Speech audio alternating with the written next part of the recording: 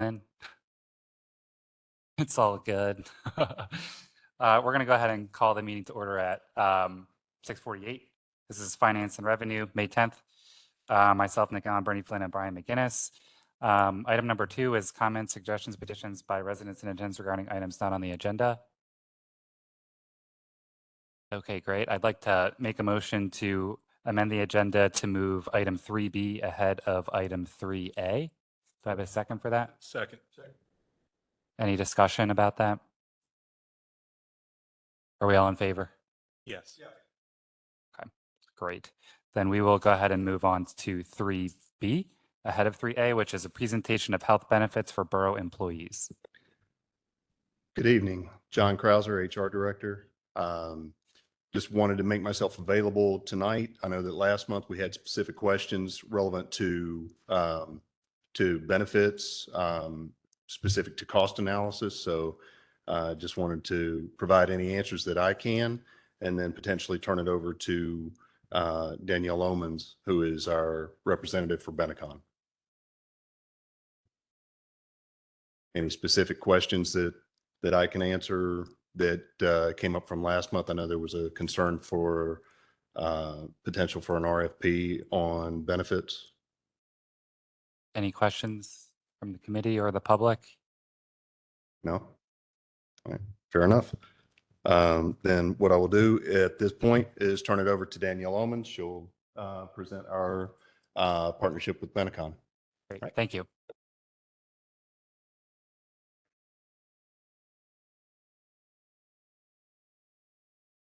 Good evening. Who do I notify to advance the slides? Okay, great. Thank you.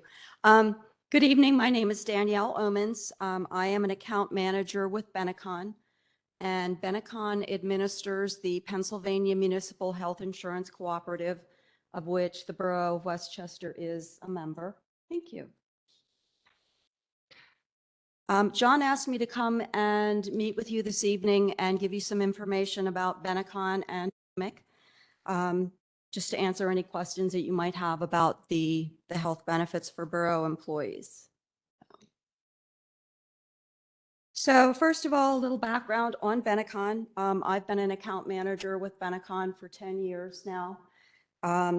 We are the leader in developing and administering self-funded health insurance consortiums. This is something we've been doing for over 30 years. We have lots of experience with self-funded consortiums. We provide unlimited expert support through account management, our team of actuaries, our finance team, compliance, and Connect Care 3, which is our sister company. It's a patient advocate, nurse navigation, and wellness company. Our member retention exceeds 98%. This is something we're very proud of. When employer groups join our consortiums, they tend to stay because they find that it's a benefit program that really works well for them.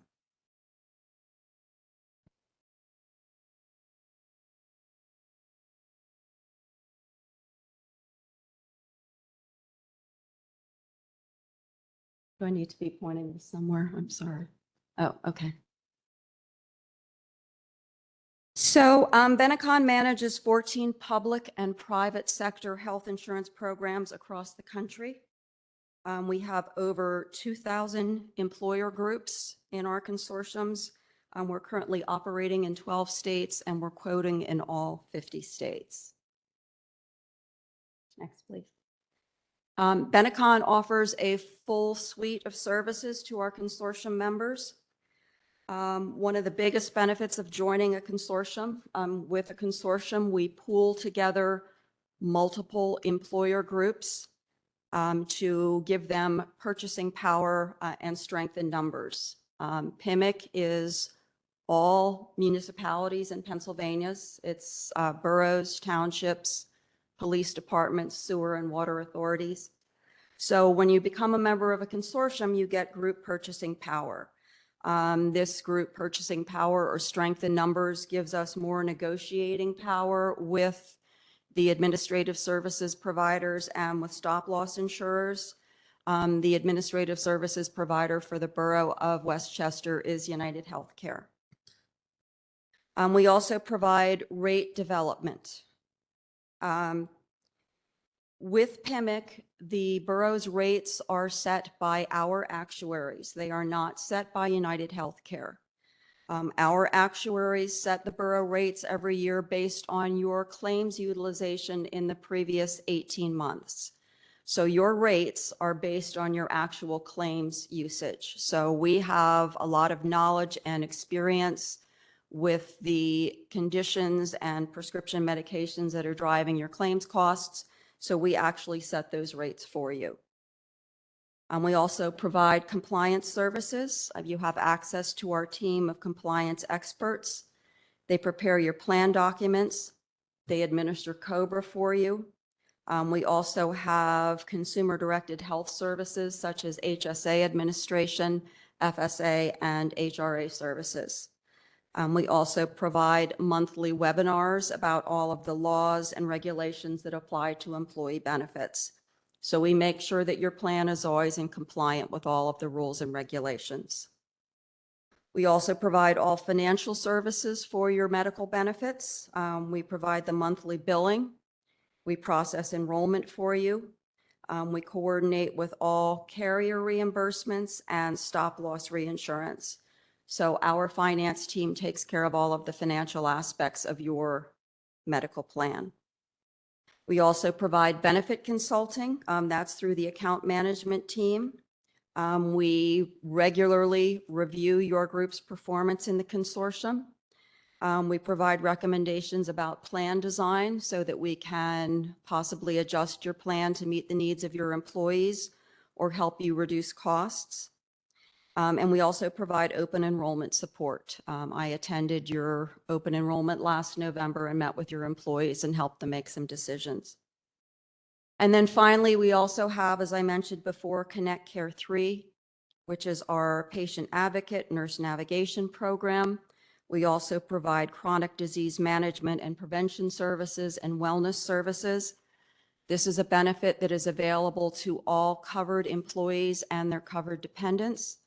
It's completely confidential and no cost to the covered employees. So that just gives you a summary of all of the services that we provide to our PIMIC member groups. So a little background about the Pennsylvania Municipal Health Insurance Cooperative, or PIMIC. It all started back in 1991 with 4 central Pennsylvania municipalities.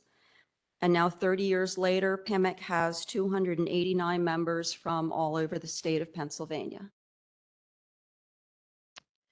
This slide gives you an overview of PIMIC membership and growth over the years. Back in 2006, we had 92 members, and today we have 289 member groups. That includes about 9,800 employees. When you add their covered dependents, that gives you even more covered individuals, which again gives us that strength in numbers. PIMIC covers 8 regions of the state of Pennsylvania. The Borough of Westchester is part of the southeastern Pennsylvania region. There are 12 members in this part of the state. The neighbors of Westchester that are part of PIMIC are Lower Merion Township, Cheltenham Township, Downingtown Borough and Municipal Water Authority, Middletown Township and Sewer Authority, Southeast Chester County Refuse Authority, Upper Pottsgrove Township, Valley Township, East and West Bradford Townships, and also East Fallowfield Township. So lots of your neighbors are members of PIMIC as well. So the benefits of PIMIC and self-funding. When you're a member of the PIMIC consortium, the benefits over a standard fully insured plan is that this reduces the premium taxes that the borough pays. There are no state taxes, and you're also not subject to the taxes under the Affordable Care Act. You have flexibility in plan design. Because you have a self-funded plan, you're not buying a plan off the shelf from United Healthcare. So you can adjust the design of your plan to meet the needs of your employees and to lower your costs. We also give you access to claims data.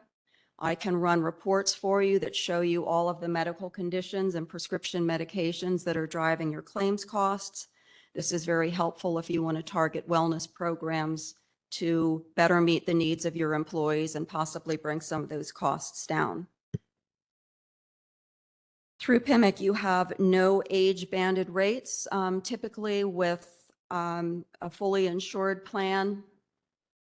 Can you go to the previous slide, please?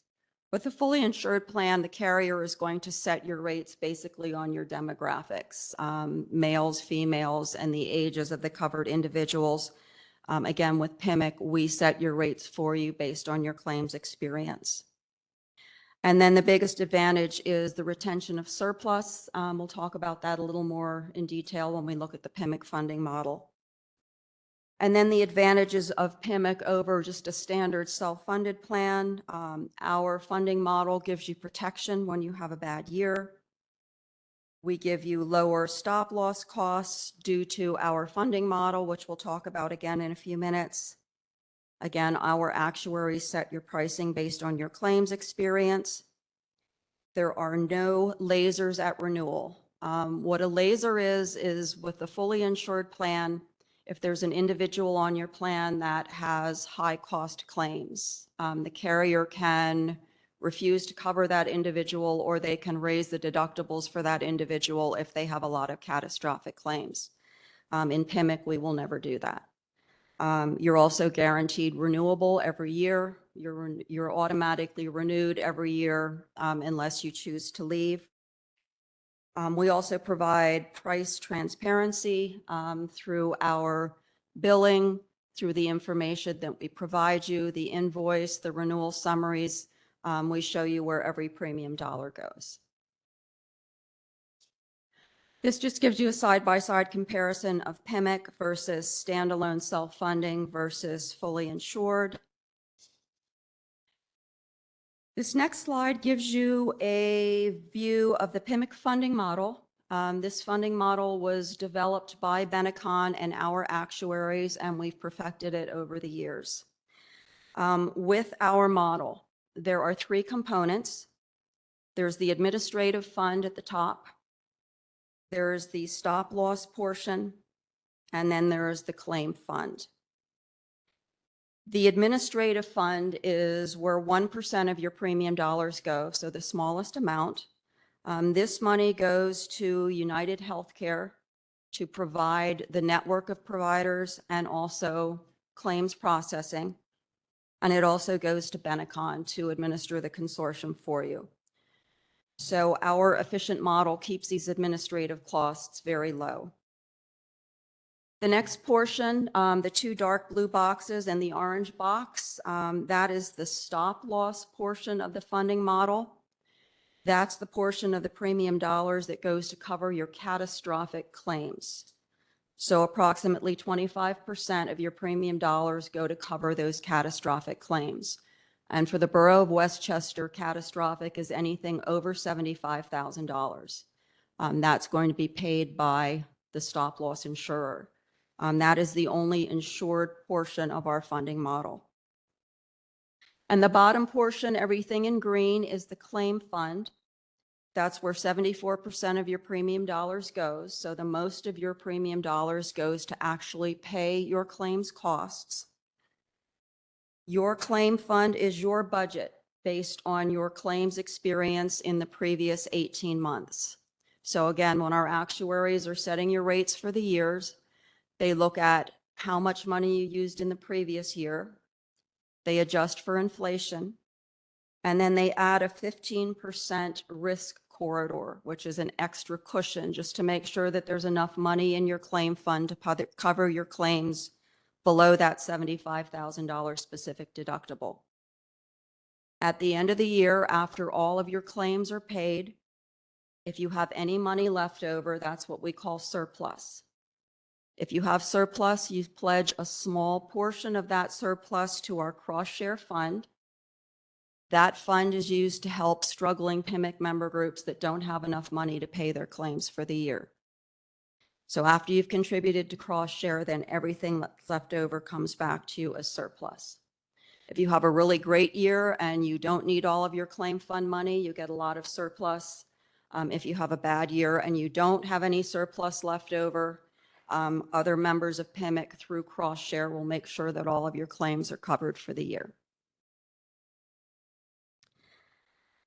So this next slide shows how the funding model works in a good year. And these are actually Westchester's figures from 2022. In 2022, you contributed $1,830,000 to your claim fund. Your total claims for 2022 below that $75,000 specific deductible were $1,289,000. So you had money left over in your claim fund because you didn't need it all to pay your claims costs. So you contributed a small portion of that surplus to cross share to help struggling PIMIC member groups. And then the rest came back to you as surplus. You'll be getting $498,000 in surplus for 2022. If you start at the bottom of the model, this is how the model works with catastrophic claims. Back in 2022, you had an individual that had $210,000 in claims costs. The first $75,000 of those costs were covered out of your claim fund, and then the balance of those costs were paid by the stop loss insurer. This protects you from those catastrophic claims. When we're setting your rates for the year, we don't consider those claims that are over that specific deductible amount, so you're not penalized for those claims in future years. Any questions about the PIMIC funding model or how all that works? Doesn't look like it. Thank you. The next slide, it gives you a snapshot of how Westchester Borough's claim fund has performed over the last 8 years. The 2023 column is actually just the first two months of this year's claims data. So the 2023 figures will continue to fluctuate throughout the rest of this year, but all of the previous years, those figures are set and final. I do have a question about the total surplus, the 2.8 million that happened over those years. So does that get rolled back into the fund to prevent future costs, or where does that money go, that return? That comes to you. That comes to We back to send Westchester? the borough a check Okay, every year. You have not received the 2022 surplus yet. Mhm. Typically, we do that in 2 distributions of 50% each. The first one usually comes in May or early June, and then the second one typically in October or November. But we actually mail a check to the borough. thank you. And with that, I guess the question for Barb is, what do we do with that money that's returned? Excuse me. So we do have a PIMIC refund line item in the budget that's already considered as part of revenue, and anything in excess of that we can use for any line items that go over budget or any other projects that council would want to fund. Okay, thank you. So the claim fund deposit line, that shows you the amount that was deposited into your budget every year since 2016 to pay those claims below the specific deductible. Reinsurance reimbursements is the amount that the stop loss carrier paid for any claims over that specific deductible. You have not incurred any catastrophic claims yet for 2023, so no reimbursements have been made yet. Claims paid is total claims paid, including those stop loss claims.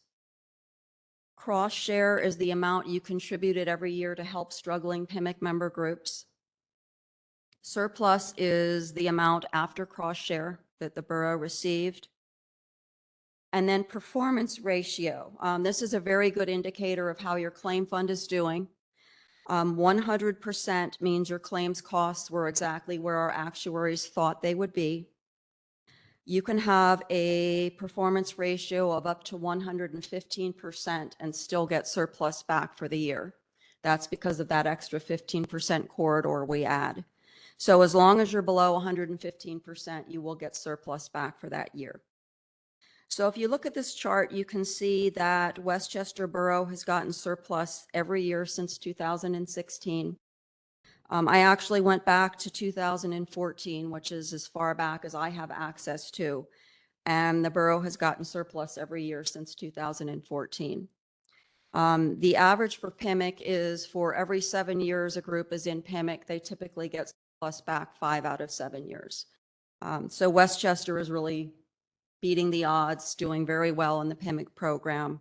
You've gotten surplus back every year. Our actuaries have been working with your numbers for so long that we really have a good idea of what your claims utilization is going to be and how much money you're going to need. So you're doing really well in the program. So any questions about any of that? No questions, but I do appreciate that background because on the finance committee, there's always the magical health insurance money we get, and I've never understood it, but I've been happy it was there. So thank you. Good. Danielle, can you comment too? I think some of the reason for the performance ratio being what it was in the last 3 years has been pandemic related.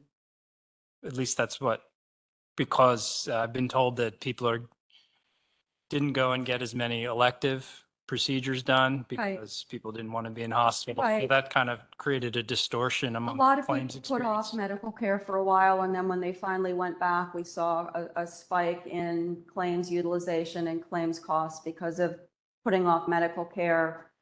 If serious conditions were missed, they sometimes got more serious and more expensive. It really doesn't seem to have affected Westchester Borough. I mean, your performance ratio has been low. We didn't really see any spikes with you.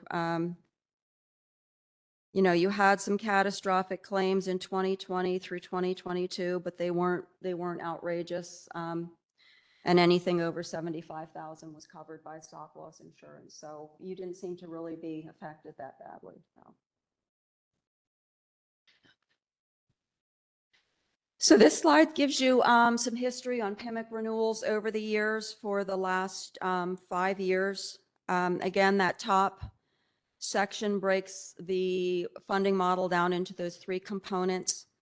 If you look across that first line, you'll see that the administrative costs actually have gone down significantly, especially in the last 2 years. This again is because of that negotiating power we have because of the number of groups that we have in PIMIC. We were able to negotiate a significant savings with one of our ASO providers 2 years ago. And then when one of our carrier partners gives us this huge savings, all of the others seem to follow suit just because they want to keep business with PIMIC. So that administrative portion has actually come down every year consistently. The stop loss insurance tends to increase every year, and that's mainly because of the increasing costs of medical care, increasing costs of prescription medications. Medical care just continues to go up, and the number of catastrophic claims continues to go up. So that stop loss portion tends to go up every year as well. And then the claim fund, again, typically that is an increase, but we've been able to keep those really low by setting those rates accordingly based on utilization. The next section, the overall renewal is the average for all members of PIMIC over the last 5 years. The minimum renewals are often negative renewals. Last year, the lowest renewal was a negative 8.8%. Maximum renewals for 2023 was 18%. A goal of PIMICs is to never give anyone an increase of more than 20%, and we have been successful with that. No one in PIMIC has ever gotten more than a 20% increase. Typical with fully insured plans is anywhere from 30 to 50% each year.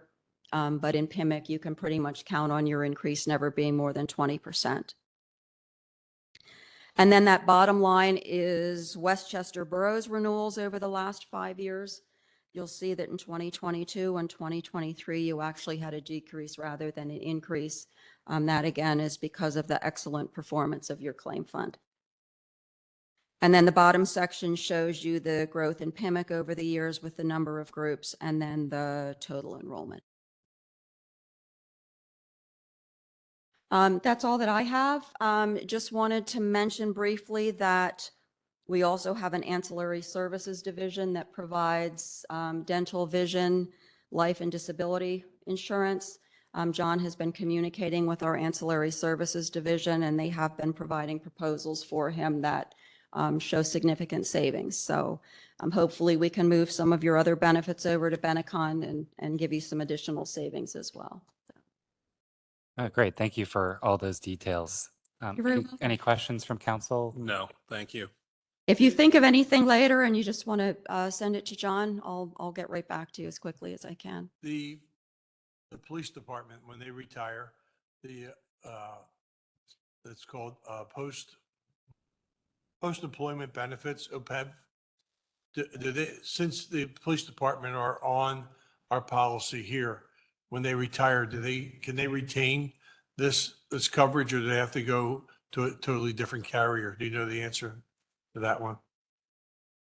I believe there are certain retirees that are eligible to stay on the plan.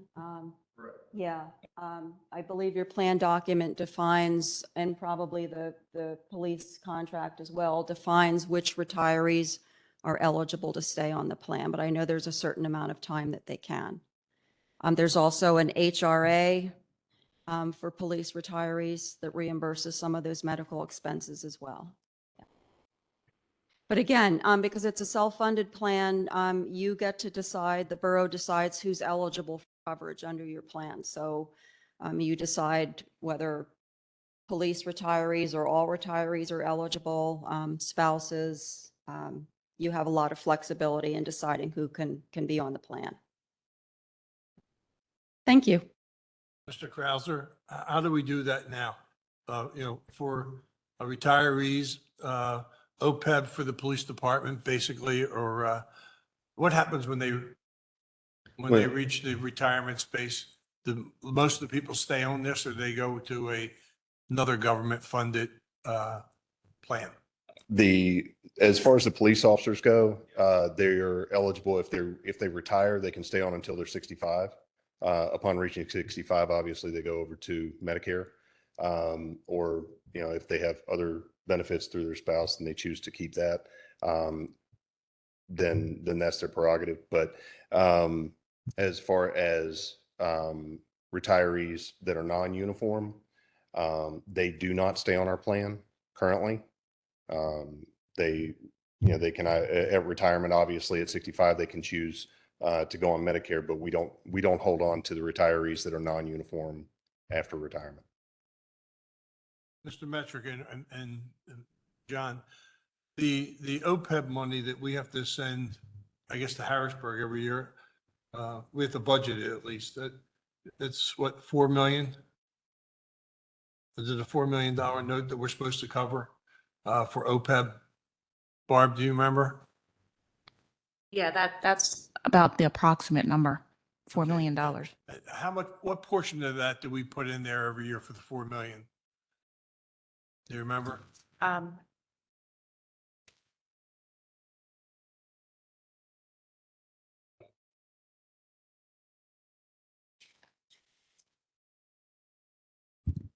So in the 2023 budget, we have a budgeted amount of $85,000 to go into the OPEB fund.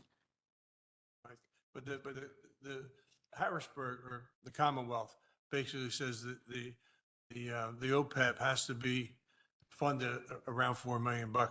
That's our requirement. Those numbers are actually coming from the actuary Okay. based on what the plans that we have in place. Okay. All right. Thank you.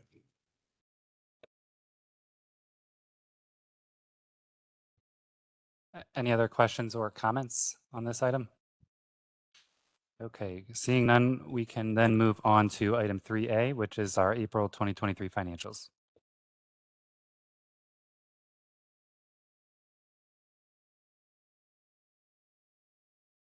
Hi, good evening. Starting with page 1 of the report, the April 2023 cash balances.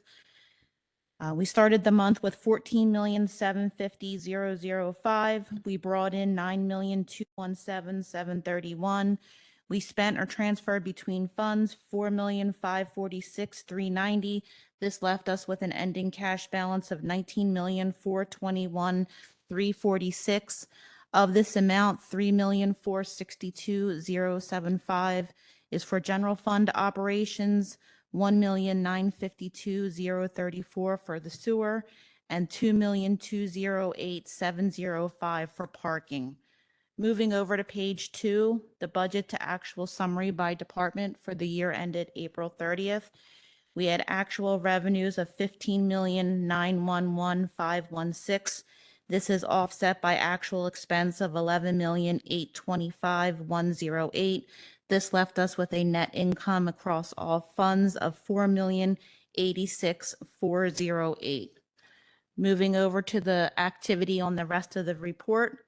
At this point in time, we would expect line items to have about 67% of their budgets remaining.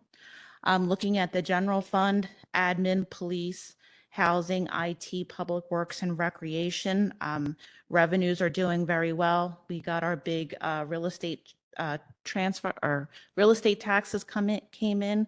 We booked $4.8 million in real estate taxes. We also had a good month for earned income. We booked $1.6 million in earned income. This influx of cash made the general fund gave the general fund the ability to transfer the $422,000 that was part of the fire fund contract, as well as $45,000 to the stream protection to pay the borough-owned fees for SPF properties. All other expenses and revenues in the general fund are meeting budget at this point in time. Moving over to the fire fund, we have 50% of our contracted revenues still to collect. Those will come due in June. On the expense side for the fire fund, we still continue to see utilities and equipment repairs remaining high. At this point in time, the equipment repair line item has 35% of its budget left, and the utilities line item has 14% left. Year to date, the fund is operating at a net income of $491,000.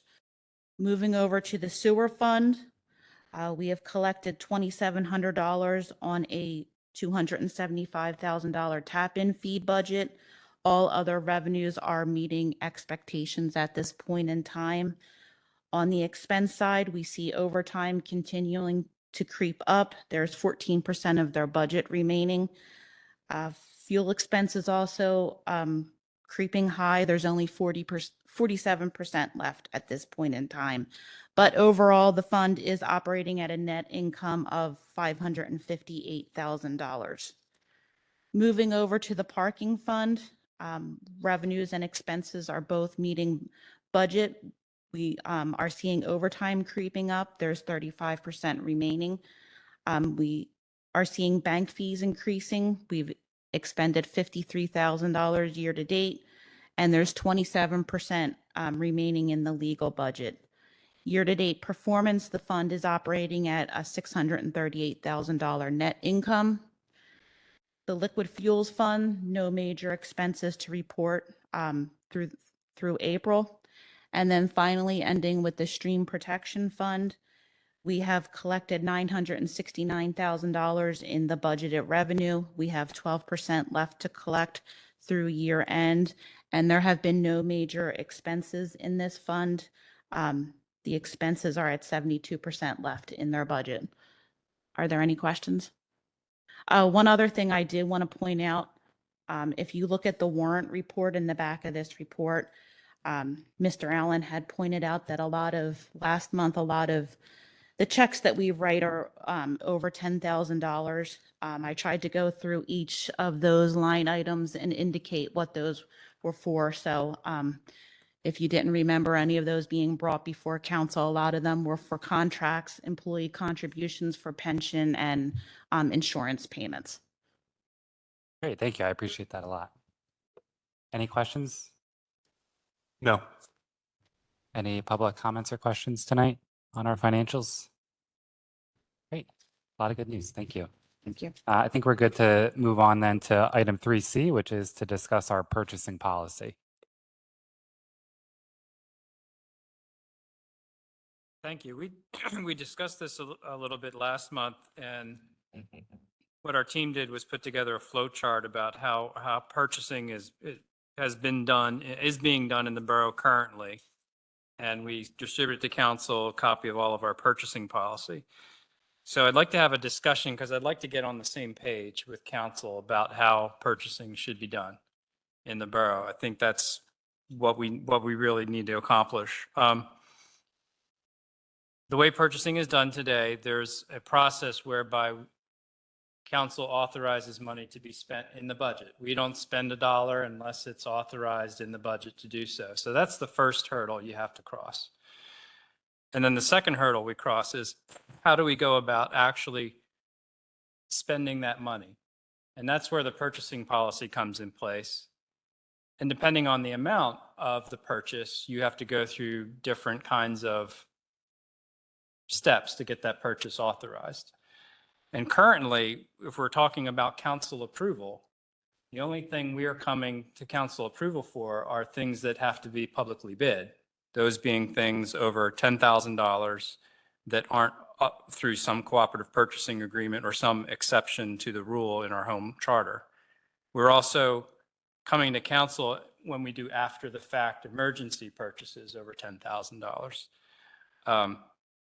I'd like to clarify what kinds of purchases we need to talk about with council because I want to get on the same page with everybody. Like Barbara said, we have a lot of $10,000 or greater purchases that have to do with normal operations. We pay insurance providers. We pay contracted professionals. Sometimes our solicitor bills are over $10,000 in a month. Those are bills that we're not coming for permission to from council, even though they're over $10,000. There's also partial payments of capital projects. You might get an application for payment on a $240,000 project and 60% of the work is complete. Therefore, you're going to pay $144,000. We're not coming for approval for that $144,000 check because we've already obtained approval for that capital project to be done up to that amount that council has approved. And it's our job to make sure we don't go over that amount and bring it to your attention if and when it does, if and when there could be change orders or things coming up. The other thing that we aren't coming for permission for are through our cooperative purchasing agreements, CoStars being the main one we use. And there are a couple other, there's kind of escaping my memory at the moment. So if you want to see every check that's over $10,000, we have to comb through our transactions on a monthly period, hold those payments in abeyance. There's going to be about 25 or so on average of those kinds of expenditures every month. I looked at the March check ledger, and that's kind of the number I came up with. So you're looking at about 300 transactions you're gonna be approving as kind of a schedule of approval. So I wanted to just have a discussion so we could get on the same page about how you want to do it, and make sure you understand how things are being currently done, so that hopefully we can all get on the same page about how you want things done. Great, thank you. I appreciate that a lot. Where are you on moving that $10,000 number to the state recommendation? Is that something that's being discussed internally? Is there? That's something we can discuss as well. I think we can decouple or separate that idea from our internal purchasing policy. I like our limits for internal purchasing, but when we get to the requirement to bid, I'd like to see it equate to state standards, which I think right now the requirement to bid is around 22,000, more or less. There you go. Great. Yeah. go Yeah, ahead. to follow up with the conversation, I believe if we have a council approved contract with a vendor, Then at that point, it's the job of the finance department, the borough manager to make sure you don't overextend the contract. For example, I'll pick on Billy because he's easy to pick on. If he needs switches and we have a contract with switch company A, and we know that the switches cost $10,000 each time he orders them. All right. The council approves that contract up to $100,000 of, he can order, up to $10,000 for his switches. But if he decides he needs light bulbs, he has to come to council from a different vendor if it's, over $10,000. I think once we have a signed contract with a vendor, the vendor's already vetted by you and by Barb and by a finance department. And we feel confident that we're doing the right thing. It's when things go sideways sometimes. Emergency purchases, fully aware of emergency purchases, because if something breaks at the sewer treatment plant on a Saturday, they need to get what they need to get when they need to get it, so, and then come to you with an explanation of it. But, that would be my Mr. Allen asked Barb about the $10,000 checks. And like Billy mentioned last week, Mr. Mann mentioned last week, if we have a standing contract that's already approved, I think that's a fair monitor of being able to purchase things. But anything that's out of the normal over 10,000, come to council on a regular basis. That's my opinion on it. I don't know how Mr. Allen and Mr. McGinnis feel. No, I absolutely agree with raising that threshold to 22,500 if it's within the standards of the state.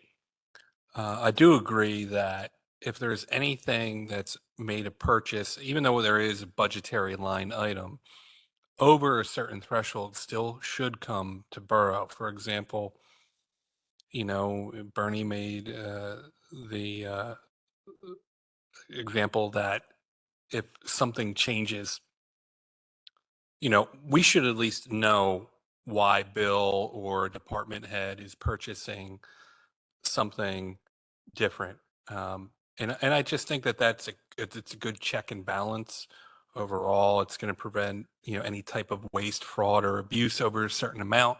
And I think, or either an under amount. I mean, I think that that's something that we need to determine. But that's what I'm most concerned about. You read stories in other municipalities where people have abused these types of policies because there were no checks and balances. I mean, you could go down to, the Kennett area where no one knew what the hell was going on down there for a long time. I don't want to see that happen here. So that's why I still believe in some type of policy that comes before the borough council, that is. Any other questions or comments on this discussion? I do really appreciate the clarity. I think it's extremely helpful. So thank you.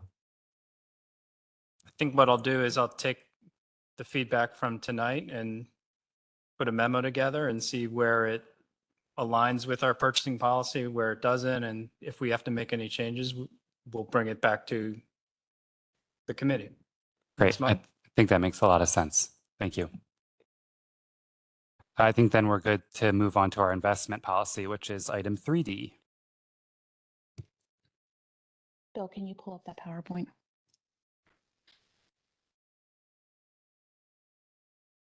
So I put together a little PowerPoint that kind of illustrates what the capital operating reserve policy is now, what our investment policy is now.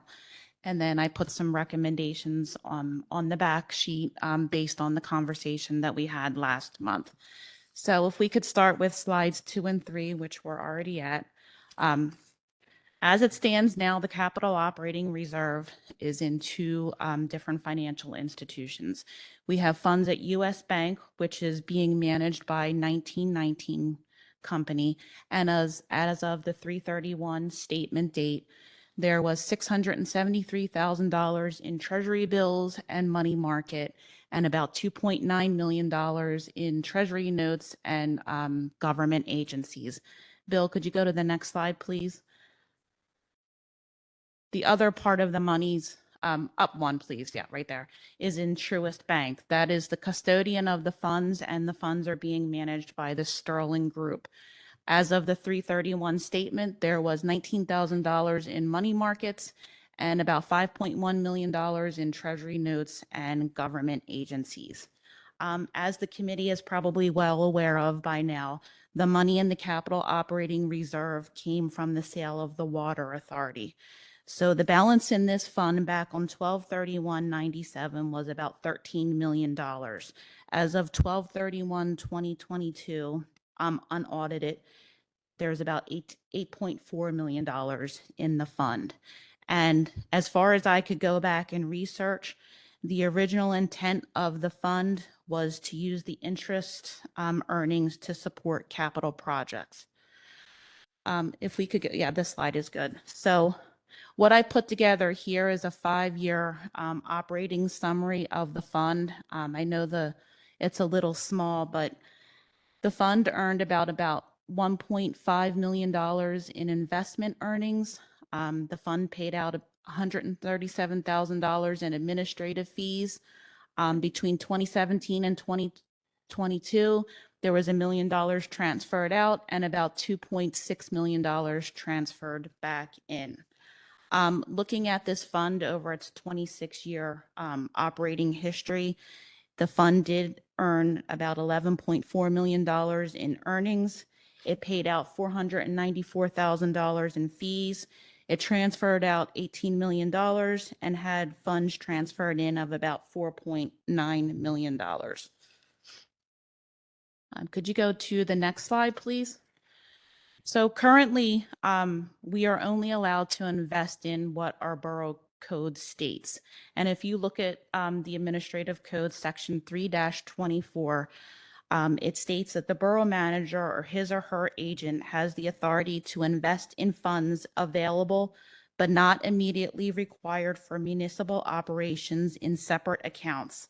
These investments shall be made only in securities backed by the full faith and credit of the U.S. government, backed by the FDIC and the Federal Savings and Loans Corporation. There can also be temporary investments made in bank certificates of deposit, as well as repurchase agreements for U.S. government and other allowable securities. It is the manager's responsibility to maximize investment revenues consistent with applicable laws and minimum investment risk. So I have the administrative code on the left-hand side and the investment policy on the right-hand side. You can see that for the most part, the investment policy does follow strictly with the administrative code, except for bullet point 5. In the investment policy currently, it is saying that we are allowed to invest in obligations of the Commonwealth of Pennsylvania or any of its agencies. This is not specifically addressed in the borough code. So if we want to continue to allow that, we would need to update the code to reflect what the investment policy is stating. Could you go to the next slide, please, Bill? So what are some of the things we need to consider when we want to invest this money? The borough administration has a fiduciary duty to safeguard borough revenues and to make investments in accordance with the prudent person standard. This standard is a judgment of care standard. We need to preserve principal. We should be working to keep losses at a minimum and invest in the safest securities possible. We should also be looking at liquidity. We need to meet our cash needs. In prior years, we know that the general fund is not able to sustain the revenues that we have at year end are not able to sustain our operations typically for the first 3 months of each current year. So we've had to take out tax anticipation notes. We've also borrowed against the capital operating reserve.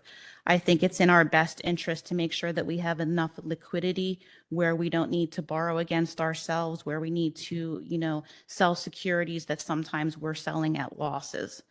We should also be achieving a market rate of return. And we should keep in mind Act 72 compliance, which requires any financial institution that we make deposits in should be pledging collateral for deposits in excess of the FDIC limits. Moving over to the last page. So 2 recommendations that I have. I would like to see us invest $250,000 in a Pliget account, that either being a class, a prime, or a reserve account. As you can see, as of yesterday, the rates are pretty good. They're at about 4.8% or higher. Pliget, generally, the terms of their deposit requirements are relatively low. There's very little minimum requirements, and there's ease of transfer of getting the money out. And generally, there's very little fees that we're paying on that. The second recommendation being that if it is the council's or the committee's desire to put this money into CDs, I'd like to see that go into the Pliget CD purchase program. These investments become under our control instead of that of the investment trust, and they are FDIC insured. Are there any questions, thoughts?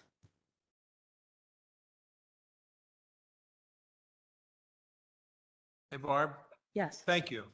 I don't like the fact that we spent over $300,000 in fees with the 2 companies that are supposed to be protecting our interest. That's the reason why we changed our our pension people, because we were spending excess of $300,000 a year for them just to manage the account. I have to defer to Mr. McGinnis because this is his profession, but and Mr. Allen brought up Pliget last time, and where we can get the maximum amount of return and the lowest cost of doing business with the safest thing. I think it's our best interest to do that.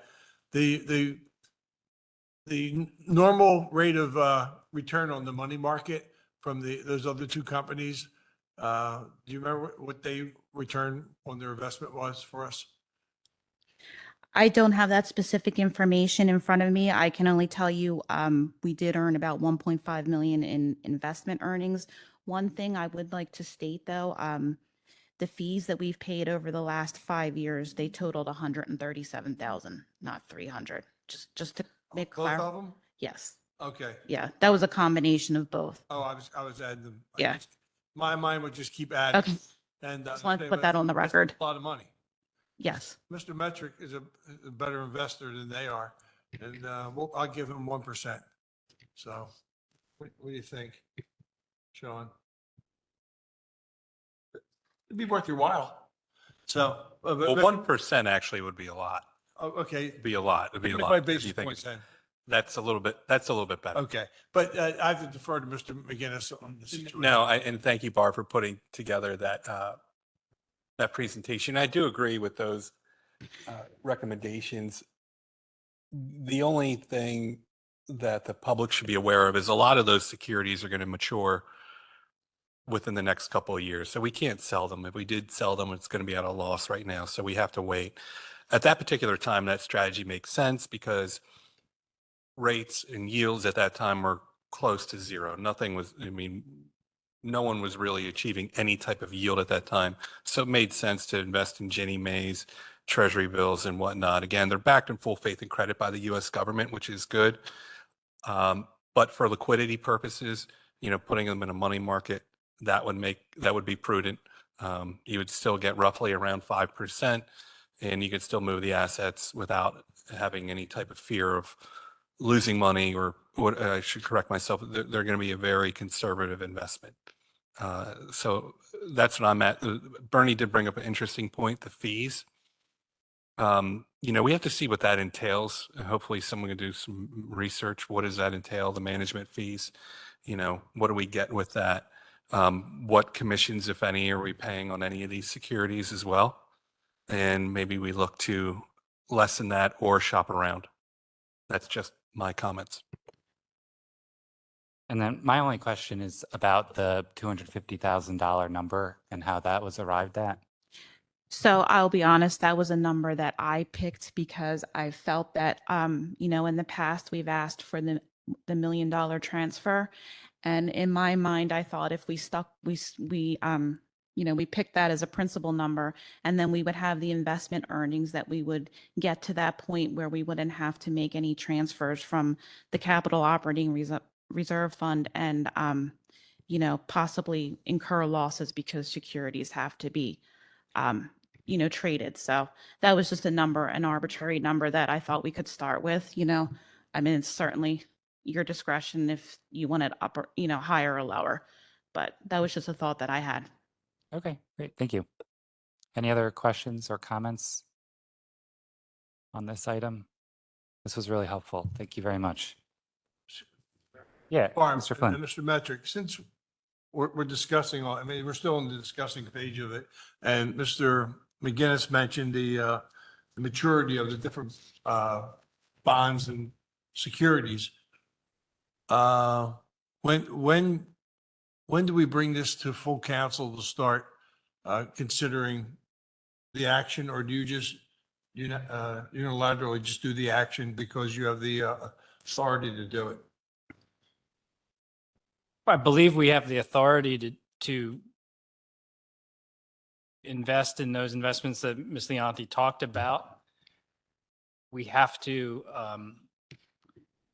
as these investments mature and we can liquidate and unwind them, instead of reinvesting them into another 5-7 year treasury note, because most of the portfolio is in 1 to 7 year term length notes, and it's yielding pretty well at this point in time. Instead of reinvesting in those notes and mortgage-backed securities, that cash could be transferred to a money market fund where we could have quicker access to it for the reasons Barbara mentioned about liquidity during January to March, and we could still achieve a comparable yield to what we would be getting out of those longer investments in the notes and bills. How many of those categories do we have, Barb? I don't know what they're called, the investments or whatever. Do we have the two companies that do it? Yeah, Bill, if you could pull up that PowerPoint for me one more time and go to slides 2 and 3. I broke them out between, I know it's between treasury notes and Money market. and government security. Yeah. Ginnie Mae securities.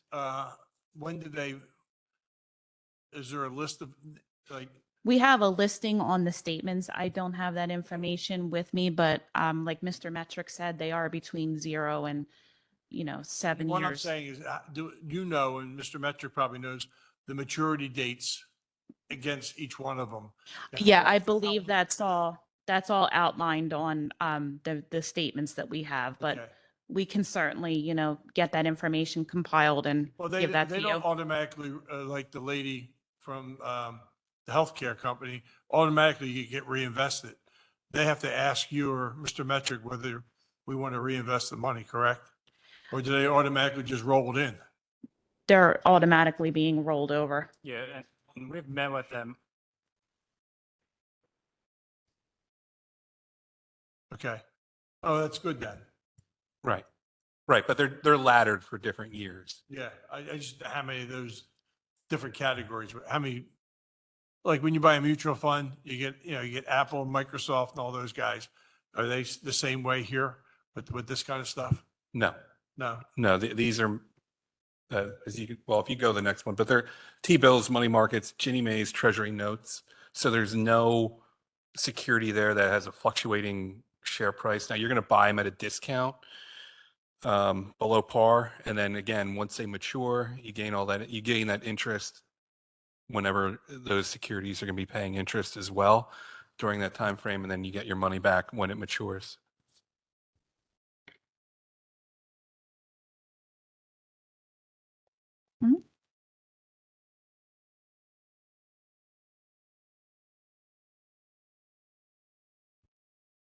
Okay, great. Sorry. We're good then to move on to item 3E, which is our volunteer firefighter and EMS earned income and real estate tax credits.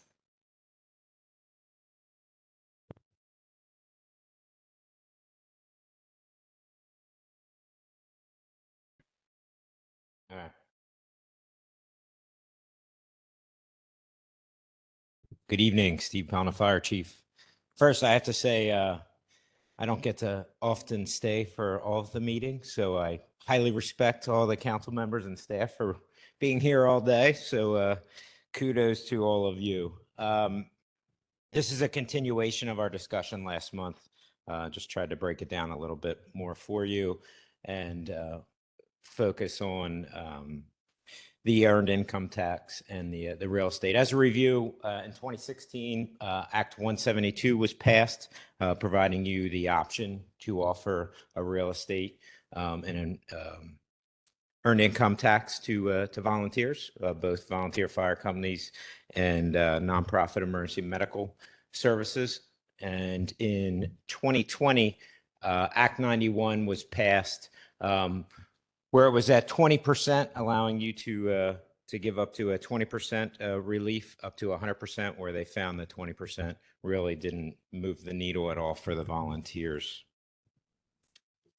So on the real estate tax credit, as I said there, 100% gives you the ability to credit or establish a credit for our volunteers up to 100% for those who own residential properties within the municipality, and also it's their primary residence where they live. The fire chief or EMS chief will certify a list of volunteers that qualify. Not only do they live there, but they meet the minimum activity requirements that's set forth by the municipality on an annual basis. So there's a qualification program that goes through. So to break it down, where we're at on the real estate side specifically. So this is best case scenario or worst case scenario, however you want to look at it. We have a total of 14 volunteers on the fire department side, 2 with good fellowship that own a home in the borough limits. With the maximum allowable credit at $500, if that's what you set it at, and we're looking at 16 volunteers, that's $8,000. What we found, at least in our neighboring municipalities, out of that group, 60 to 70% actually meet the qualifications. So they have to, come out and meet all the minimum, whether it's call numbers or meeting numbers or fundraising or what have you. So the reality is that number is probably closer to 6,000. But again, I'm giving you the ceiling here, so worst case scenario on that. On the earned income tax side, again, you would set the flat credit or number for that if their tax liability was under the flat amount. If you set it at 500 and their liability was 450, they would only get a $450 credit. It wouldn't be over and above what their actual liability would be. What we have currently now, the number I utilize for this, so this is folks who both own and rent in the borough. And again, it would be a choice up to council as far as if you would include individuals who don't own a residence within the borough. But that number's at 34, and the 2 volunteers at Good Fellowship. And again, worst case scenario there, 18,000. But worst case scenario, again, the same would apply here. 60 to 70% probably would meet the criteria as far as the minimum amounts. And I just wanted to put a number in there too to remind you, right now an average salary for a firefighter, baseline firefighter, is $70,763. I just put a 1.5 burden on that for retirement, insurance, what have you, health insurance. So we're at 160 a person. That's just for one firefighter. So you can see the true ask, 8,000 credit up to on the real estate side, up to 18 on the earned income tax, and that's well below, even with all those folks put together, well below what one paid firefighter would cost the municipality to do that. So that's I tried to make it a little simpler there. I don't know if that helps clarify it at all, or if you have any further questions to to bring a little more light to it. Any questions tonight? Just one. You mentioned Sure. that they had to attend a certain amount of meetings or calls or whatever. So who would check that? Would you check that? Or would, So how would that be? yeah, so what we do is we would have two levels. So the first level, each station, so there's 3 stations, each station has a captain or president depending upon what their role is. So if it's an administrative officer, the president will check it. If it's an active firefighter getting on the truck going to the fire calls, the captain would. So we have a database where all of our calls are logged, emergency reporting. We're able to pull data out of that and we would take their activity. We track that every month so people can see where they're at. So that first level of supervision would certify it. Then it would then get kicked up to me, and then I would double check all of their data, and then I would certify a list and get it to you. Thank you. Any other questions tonight on this one? I think this makes a lot of sense. I appreciate what you're doing here a lot. What are our next steps for this? Like, what's our timeline as we work together on this? I don't think you need to pass an ordinance or resolution. This is a budget question for the council to consider because you're adding a cost, and I don't think it's appropriate to place this in the fire fund. I think it's a general fund expenditure because you're choosing to pay a credit to people that live and serve within the borough. They sometimes go on calls outside the borough, but they live and serve within the borough. So it's rightfully, I believe, a general fund expenditure. We don't currently have $26,000 budgeted. So maybe this is something that's right to plug into our budget process. Okay, I think that makes a lot of sense. Thank you. Steve, Yeah. do you need both of these things, or could it be either or? I think that if I had to pick between the two, the real estate tax would, I think it's cleaner and it would go a lot further. But just because, to be honest, we haven't run out the earned income tax as much. We haven't gone through the calendar year. The But- income, the EIT is in my life, it's a sacred cow because we have it for a particular reason, but then we also have it 25 basis points to take care of the pension liabilities, and is doing very, very well. So I would hate to monkey with the EIT. I mean, I fully support the property tax. The EIT is pretty much dedicated, even though it goes for basically the people in blue instead of the people, in white. Yeah, white, red, yeah. Whatever color you're wearing. Yeah, whatever. Khaki most of the time, Yeah, right. yellow helmet or red. But I mean, I fully support the property tax because I think you get more bang for your buck. And the EIT would be a little bit more difficult to try to administer. Plus, I would hate to upset the formula because the police department is really enjoying the benefits of the 25 basis points. So that's my opinion on it. Okay. Yeah, of course, I want both, but if I can at least have one, that's what I would certainly go for. So, and the way that it works, at least on the back end administratively, Keystone would send the paperwork out in like October-ish, and then we would work with administration to have that deliverable by 12/31. And then we'd have the certified list by mid-January, so that can go out from there. Yeah. Like I said, the property tax is cleaner. Yeah, I understand. Because the fluctuation of income, it could be daunting Sure. for our actuaries and Barb and Mr. Messer trying to keep track of what's going on there. But at least it's a flat, fee. You're going to get a credit for it, and it's up to them to participate. Yeah. Yeah. No, just not to belabor it, take it one further. So we can set the flat amount on the EIT. I would even go, forget the EIT, just go a little higher on the property tax thing. Because it's easier to administer. Okay. Yeah, And I don't, get the people at the ambulance. sure. That's Delco ambulance. Yeah. Yeah, we can't say it too well. So, but you know, the two volunteers up at the fellowship, don't forget those folks up there as well. Of course. All right. Great. Thank you. Yep. I think we're good then to move on to 3F, which is our quarterly pension financial reports. So I circulated the full report that the pension committee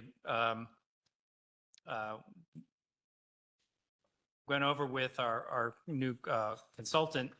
I'm not going to go over it in great detail with you tonight. I just want to maybe talk about establishing a pattern on how you want that information reported, or if you, how much of it do you want to know? First quarter performance in both funds was around 4.7 to 4.8%. It grew. All of the assets have been transferred. RBC is now through their third-party payroll provider handling all of the benefit payments. And going forward, our natural cadence is going to now be to meet quarterly. This has been really one of the best ideas and transition that we've gone through. The amount of money that we're saving, the quality of service we're getting, just in the short time. So whomever, planted that seed, germinated and took care of the plant and got this over the finish line, very good idea. I'm really happy with how things have started. So tell me how much you want to talk about, and perhaps maybe we can even bring in RBC if you want to, or whether we want to keep this information within the pension committee. I think having it public is good. I did review a lot of those funds. Some of the expenses of the funds are pretty high compared to others. So I would like to see a little bit more passive management funds that would reduce expenses over time. That's my main concern. Other than that, I looked at some, it looks okay.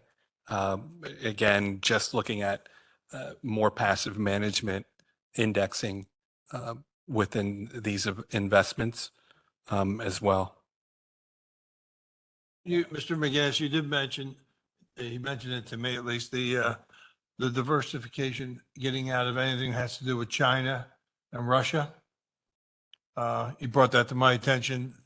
The pension people, we shouldn't be lining their pockets with any of our money if possible. So if we should diverse from them, if possible, is that what you talked about?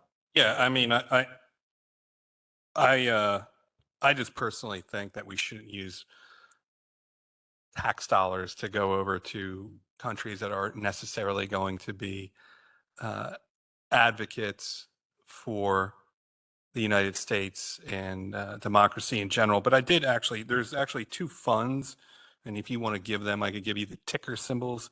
X is an X-ray, C is in cat, E is in Eric, M is in Michael, and then E is in Eric, M is in Michael, X is an X-ray, and then C.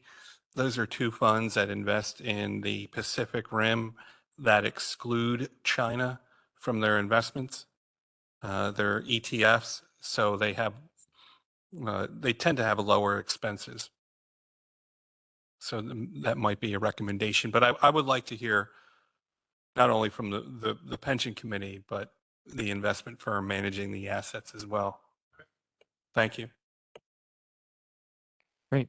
Sounds good to me. I'm happy to hear. I mean, I always learn a lot, so I'll take the info. Any other comments? Just make one Yes, please. comment. Mr. Flynn had asked earlier about our OPEB liability, and it's actually 5.8 million.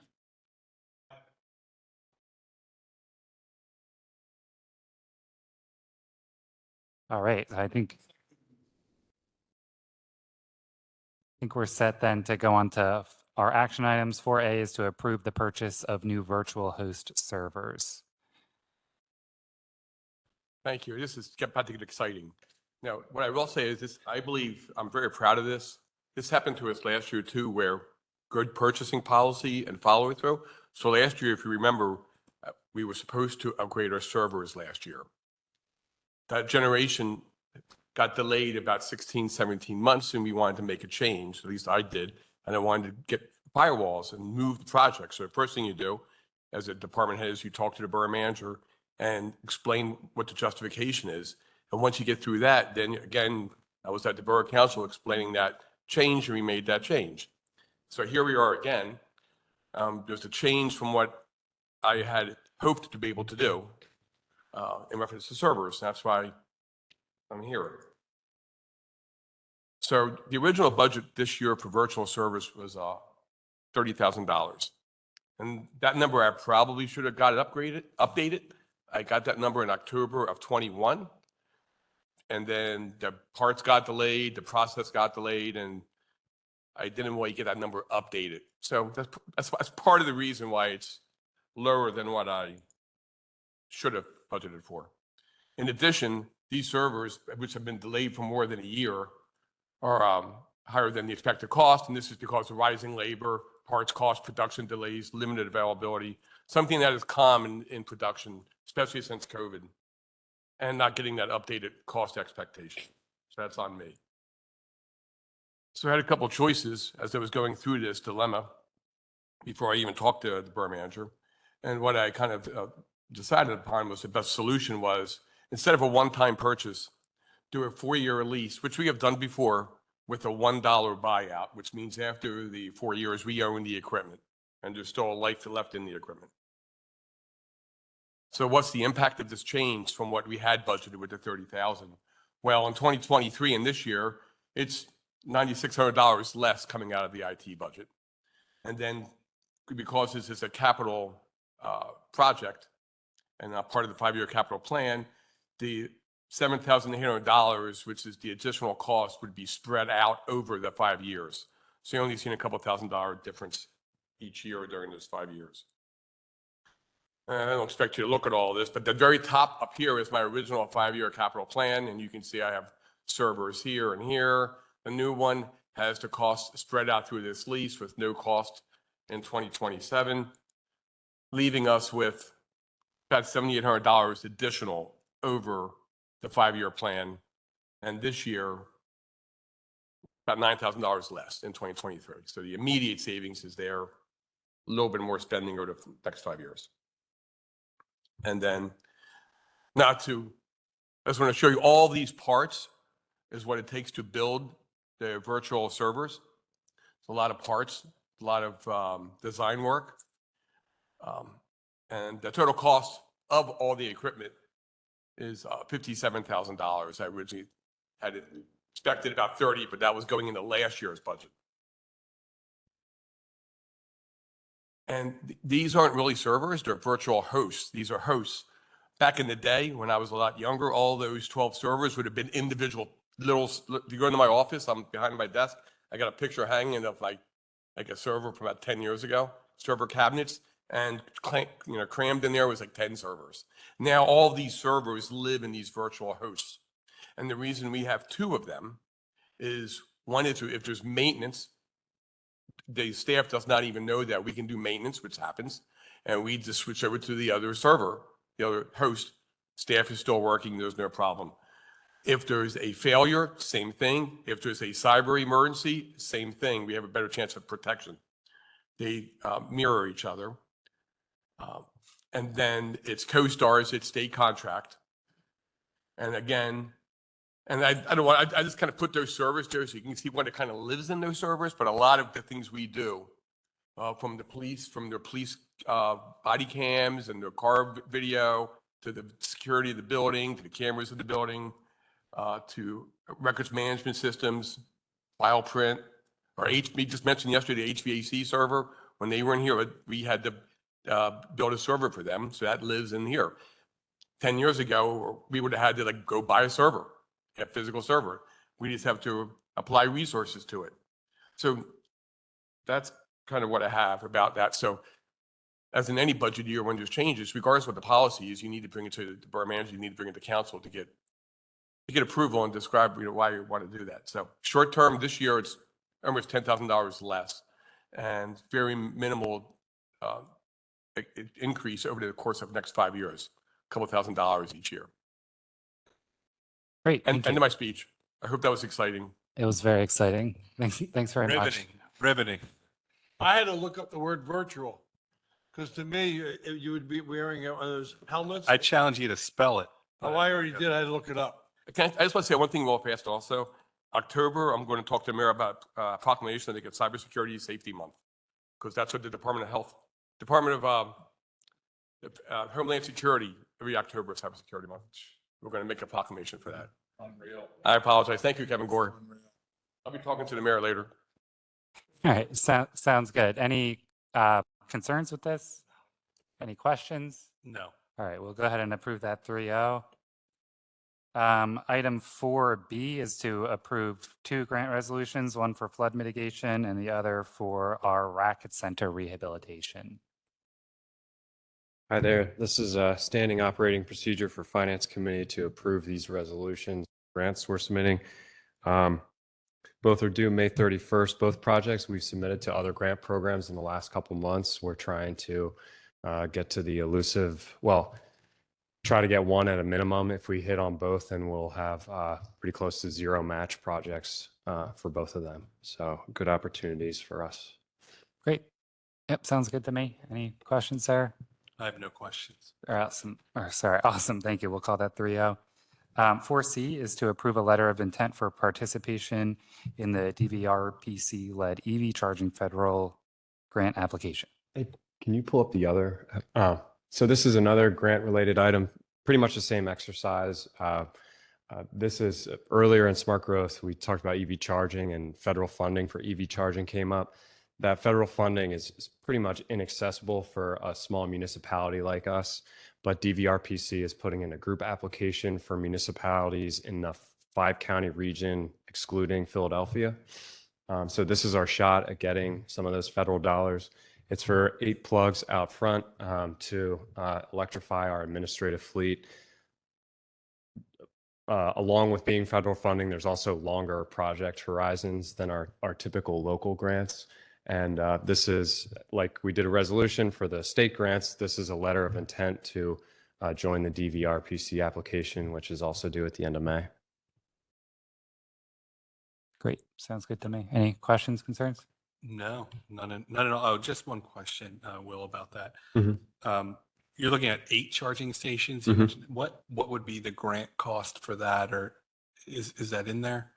There's a 20% match, and we have a cost estimate of $215,000, and I'm on entirely too much cold medication to do that math right now, but I think it comes out to like $45,000 we'd be on the Yeah. hook for.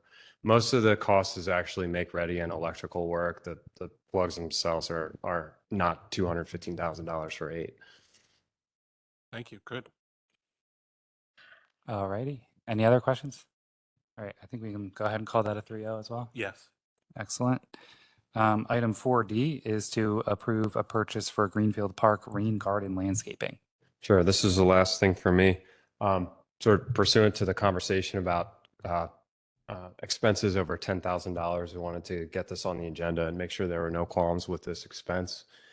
Greenfield Park, rain garden projects, we've been talking about a lot in Public Works. The hard infrastructure was completed in like right around the first of the year. So what's left to do is landscape. Didn't want to do that prior to any frosts, which we had a couple of frosts in late April. But this is a proposal from ArcaWild to do it. ArcaWild is our 2023 rain garden maintenance and planting contractor. Borough Council approved their contract at the December meetings for the upcoming year. So if you go down, there's some renderings of what this would look like, not right after planting, but 2 or 3 years out. Plant pallets, and then the last pages there are the quantities and the unit price, and that unit price aligns with the contract that Borough Council approved in December. The total expense is $17,025. Great. Any questions? No. All righty. Go ahead. I should have added it's budgeted too. So Okay, great. Yeah, go get some sleep. Item 4E is to approve the upfitting of 2 police vehicles. We discussed last month folding 2 new police vehicles into our enterprise lease agreement. This is estimates through our CoStarz vendor to do the aftermarket equipment. These are all the upgrades that Jim's going to fill you in on. And the reason we're not including these in the lease is there's no sense to pay an interest and a lease charge payment on top of this number, because none of this equipment really, I wouldn't say none. Jim knows better than I, and I'll stop talking, but we can't really reuse all of this stuff when it gets to the end of its life cycle. Yeah, Mr. Metric's correct. The body style has changed on the new Explorers. So things like the cage that separates the officer from a potential prisoner, the body style changing, the cage no longer fits. So we have to buy a new one. Any other questions So, about this? Mr. Metric, this will come out of American Rescue Plan money? Yeah, the account 43013 for capital purchases in the police department, general fund, and the cash account would be American Rescue Plan Act. Excellent. And Mr. Chief, excuse me. I look at you and I see 3 different names. Is that 19,000? That's 19,000 per car, correct? Roughly. Yeah. Yeah. One of the new cars is an unmarked car. So it's slightly cheaper, where the marked car requires a light bar on the roof and it's more expensive. Now, I know that the Enterprise has taken over the 2 cars, and these vehicles are waiting for the parts that come in, I think, at the upfitter out in Lancaster, correct? They're waiting for these to be approved to get started. Oh, is that what it, oh, really? Okay, all right. Mr. Allen, the fact that the money is in the ARP money, the police department has come and asked for an approval, slowing down the installation of all the equipment, because it could take, what, 5 weeks, 3 weeks, 4 weeks? Approximate. Yeah, it's a long time to get to turn a police car into a regular car into a police car takes longer to do. I'm okay giving, my personal opinion that the okay to start, give the upfitter chance to get started sooner than later on the upfitting. I don't know what you feel about it. It's the money's in the account already. Yeah, I mean, that makes sense. Mr. McGinnis? I'm fine with it. Good. Thank you. All righty, sounds good. We'll call that 3-0. And then the last thing we have here is our minutes, and I did not have any issues there. No. Is there any other business tonight? Yeah, come on down, Keith.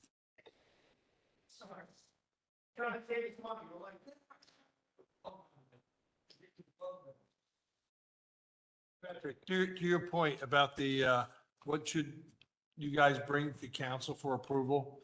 D and E are prime examples of those reasons to do something like that. Because they're out of the ordinary, even though we have an approval, but it's an added feature to the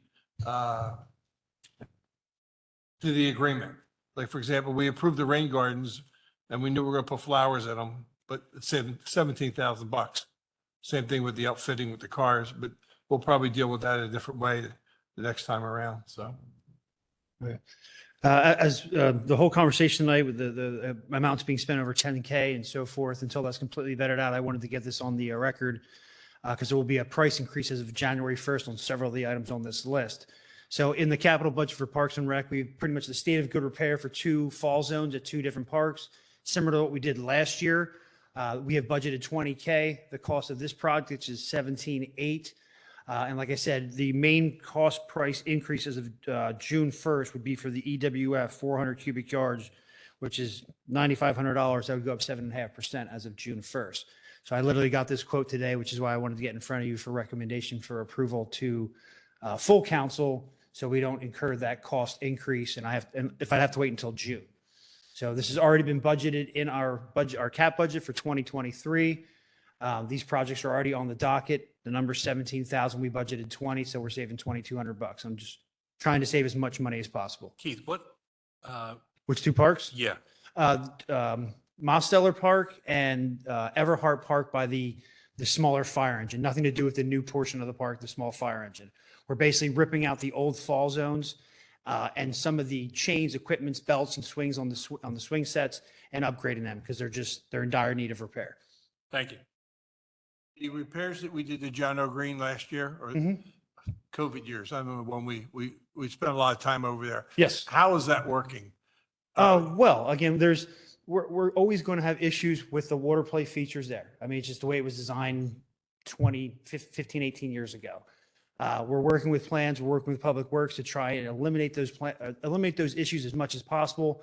Throughout the process of the update to the Recreation and Parks Master Plan, we're going to investigate that part significantly. There are certain stipulations we have with that park, certain rules and regulations on how we can deal with that park. But we're doing everything we can internally from Public Works and Parks and Rec to make that park as viable as we possibly can.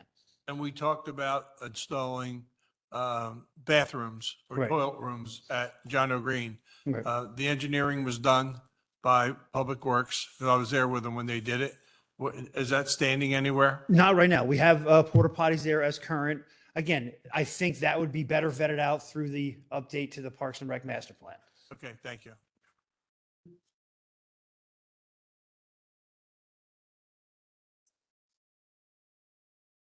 Is that being moved to work session?